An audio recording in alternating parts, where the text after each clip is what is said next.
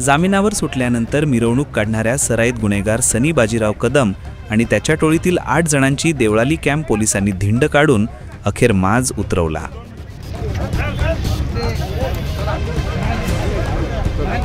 सनी, ज्याला आधी अटक झाली होती, उच्च न्यायालयाच्या आदेशान्वये जामिनावर सुटला।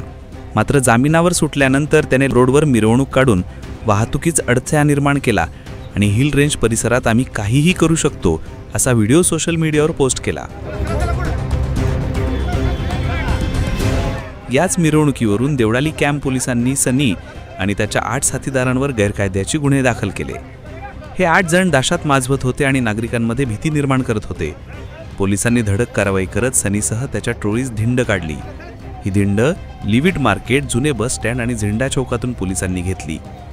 सनीवर देवळाली कॅम्प पोलीस ठाण्यात 11 गुन्हे आणि उपनगर पोलीस ठाण्यात 1 गुन्हा दाखल आहेत। त्यामुळे नागरिकांना दिलासा मिळाला आणि पोलिसांची कारवाई प्रशंसनीय ठरली। सनीचा माज अखेर उतरला। अशीच धडक कारवाई तुमच्या परिसरातही पाहिजे का? कमेंट करा, तुमचे विचार सांगा।